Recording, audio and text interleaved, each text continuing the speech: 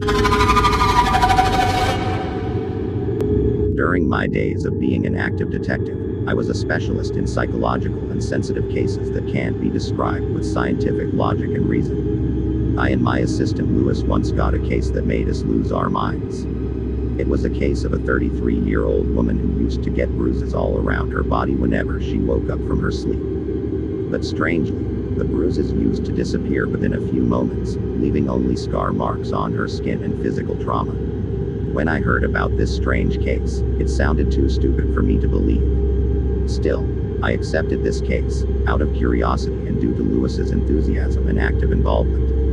Very soon, the day of her appointment with me arrived. She arrived at my office at exactly 11:30, wearing a full-sleeve coat which was hiding her hands and a pair of long pants, which was hiding her legs, with a small handbag hanging from her shoulder. Although I knew about her case, I still refrained from asking about her dress. After serving some tea to her, she told me her story. "My name is Elizabeth Stevenson, and I am getting these bruises all over my body when I wake up from sleep."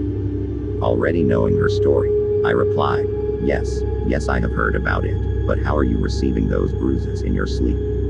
The lady replied, "I have no idea, sir." After some conversation, I learned that she was married for 11 years and have 2 twin sons, and her husband had passed away in an accident a few years ago. I decided to visit her house, along with Lewis and the forensic team, to do a thorough investigation and search for clues. After visiting her house, I felt a strange aura around her house. The moment I entered her house, I could feel the presence of evilness, but I stopped myself from speaking those words as it might scare the old lady. I was welcomed by her twin children, named Jack and Jenna. Upon further inspection of the house, I found that the house had no mirrors.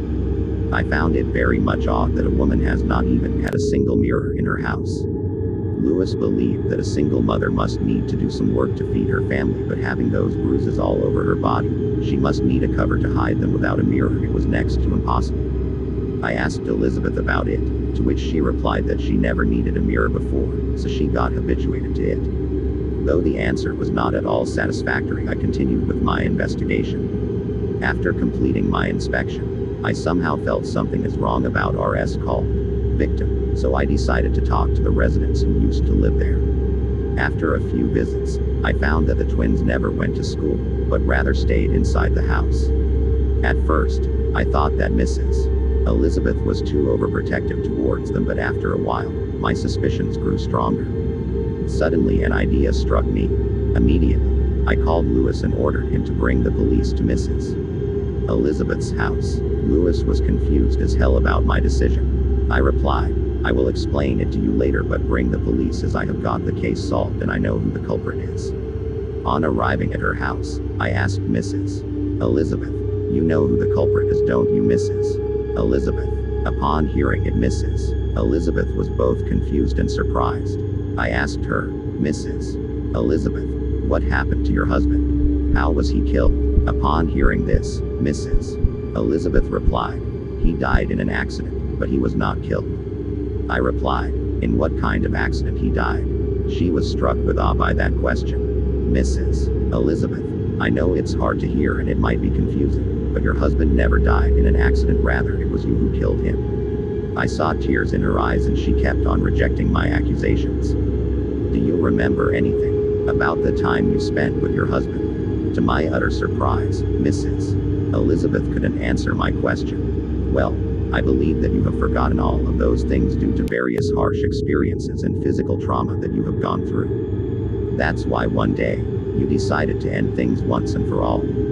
After hearing this, Lewis told me, "But that doesn't explain why is she getting bruises all over her body." I replied, "Mrs. Elizabeth, do you remember when did you conceive your first child?" Upon hearing Mrs. Elizabeth couldn't answer. "Well, this is because you were forced to conceive, against your will by your husband. And those bruises are simply the manifestations of the physical and external violence." Upon hearing Mrs. Elizabeth finally broke into tears and accepted everything in front of the police and got arrested. Later her husband's body was found in a pond beside her house. After everything was done, Lewis asked me about the case. Why does she doesn't remember anything about her past? I replied, Our subconscious mind can remove the specific parts of our memory which we don't want to remember, and as a result, she didn't remember the moments when she was raped by her husband or when she killed him. Lewis replied, so does it mean that our victim was the culprit all along? Upon hearing this, I did question myself about her, but it seems that I won't be getting any answer for it.